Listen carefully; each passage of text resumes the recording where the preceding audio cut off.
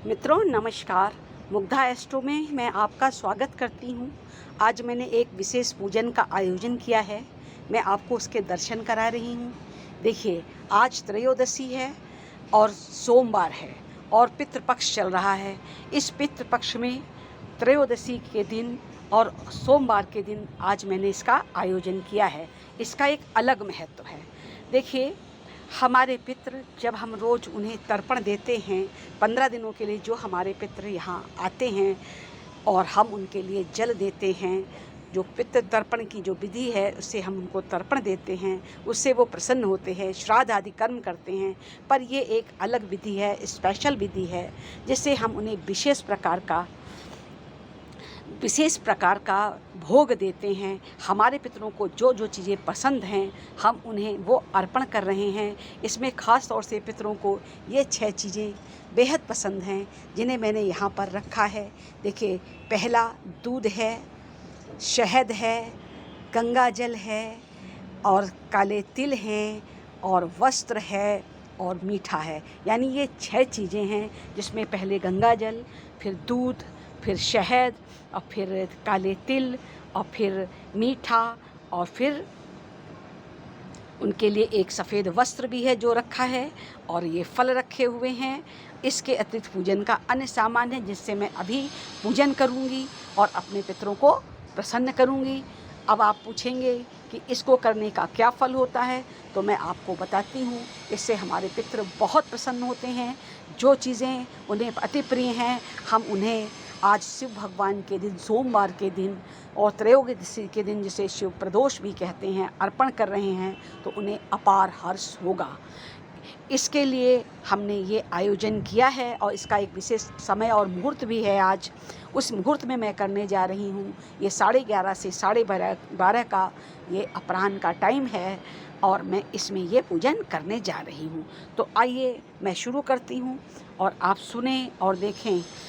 कोई भी जब हम पूजन शुरू करते हैं तो उससे पहले हम अपने को पवित्र इत्यादि करते हैं, तो हम मंत्रों के माध्यम से अपने को पवित्र करेंगे और आप मंत्रों को सुनिए। ओम अपवित्रः पवित्रो वा सर्वावस्थांगतोऽपि वा या स्मरेत् पुंडरीकाक्षा सह वा याभ्यन्तरः शुचिः। मैंने अपने को बाहर से और अंदर से पवित्र किया। अब इसके बाद में हम 3 आचमन लेंगे। ओम अमृतोपस्तरणमसि स्वाहा, ओम अमृतोपिधानमसि स्वाहा, सत्यमस श्रीमयी से सतामसि स्वाहा। 3 आचमन से मैंने अपने को पवित्र किया। अब हम अपनी शिखा के ऊपर अपनी अंगुलियां रखेंगे और शिखा वंदन करेंगे। सिर के ऊपर अग्रभाग जहाँ चोटी रखते हैं वहाँ पर मैंने अपनी अंगुलियां रख करके और पूजा प्रारंभ की। ओम चिद्रूपिणी महामाये दिव्यते समन्विते तिस्रदेवी शिखा मध्य तेजो वृद्धि कुरुष में। इसके बाद हम प्राणायाम करेंगे। ओम भू ओम भुवा ओम स्वाहा ओम महा ओम जना ओम तपा ओम सत्यम। सांस को अंदर बाहर रोक करके हम छोड़ेंगे। अब हमने अपने अंदर के अंगों की पवित्रता करनी है। ओम वांग में आसे अस्तु, नरसों में प्राणो अस्तु, अक्षणों में चक्षु अस्तु, कर्णयों में श्रोतम अस्तु, बाहुर में बलम अस्तु, ऊर्वों में ओजम अस्तु, ओम अरिष्टानि में अंगानि, तनुस्तनपा में सह संतु। अब हम पृथ्वी पूजन करेंगे। ओम पृथ्वी त्वया धृता लोका देवी, त्वया विष्णु नाम धता, त्वया च धारय माम देवी पवित्र कुर्चासनम। अब हम चंदन को धारण करेंगे। ओम चंदन से महतम पुण्यम पवित्रम पापम नाशनम आपदाम हरते नित्यम लक्ष्मी तिष्ठति सर्वदा। अब हम अपने कलावा वाले स्थान को छुएंगे, अपने कड़े को छुएंगे। ओम व्रतेन दीक्षाम आपनोति, दीक्षाम आपनोति दक्षिणाम, दक्षिणाम श्रद्धाम आपनोति, श्रद्धा सत्यमाप्यते। अब भगवान गुरु भगवान का स्मरण। ओम अखंड मंडलाकारम व्याप्तम येन चराचरम तत्पदम दर्शितम येन तस्मै श्री गुरुवे नमः। इसके बाद हम भगवान की पूजा करने का संकल्प लेंगे और पूजा करेंगे। ओम विष्णु विष्णु विष्णु वैराह वैकल्पे वैवस्तर मनवंते भारतवर्षे भरतखंडे देशांतर्गते देशे नवोदया क्षेत्रे आमाशानां शुभे मासे आश्विन मासे कृष्णपक्षे त्रयोदशां तिथौ कश्यपोत्पन्न अहम पितृपूजनम करिष्ये। और मैंने आप पितृपूजन का संकल्प ले लिया। अब मैं अपने पितरों को ये सब चीज़ें समर्पित करूँगी। इसके लिए मैं अपने पितरों का आवाहन करती हूँ। हमारे सारे पितृ यहाँ आएँ। आगच्छन्तु भागा गृह्णान्तु एतानि समर्पितं वस्तुनः, और आकर के हमारा ये सब सामग्री ग्रहण करें। मैंने इनके लिए ये सामान प्रिय वस्तुओं को यहाँ पर आयोजित किया, एकत्रित किया। हमारे पितृ इसको ग्रहण करें और हम अपनी कृपा बरसाएं। ऐसी पूजा प्रार्थना करते हुए हम अपने पितरों को ये वस्तुएं अर्पण करते हैं। वो स्वीकार करें, आशीर्वाद दें और हमारे कुल में खुशियाँ आएँ।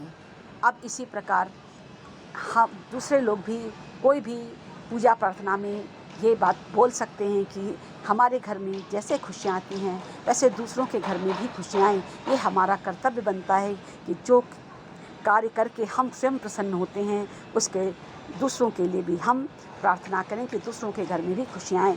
देखिए, पितृ जब आते हैं तो केवल एक व्यक्ति, एक परिवार के लिए नहीं आते। वो पितृलोक से चल के मृत्यु लोक में आए हैं तो वो सभी लोगों का कल्याण करना चाहते हैं। वो पितर हमारे आपके सबके घर जाते हैं और सबके अपने अपने पितर होते हैं, पर हम लोग इस समय जो बात कर रहे हैं वो उन दिव्य पितरों की कर रहे हैं जो कि पृथ्वी लोक पर आकर के केवल मात्र आशीर्वाद की वर्षा करते हैं, हमें मंगल आशीर्वाद दे करके जाते हैं और हम भविष्य में सुखी रहें, संतुष्ट रहें, सुरक्षित रहें और हमारे कुल फलें फूलें, धन धान और समृद्धि की वर्षा हो, ऐसी वो आशीर्वाद दे करके विदाई लेते हैं। तो आज का जो मैंने ये आयोजन रखा वो इसी के हित में था कि सबको इसका दर्शन प्राप्त हो।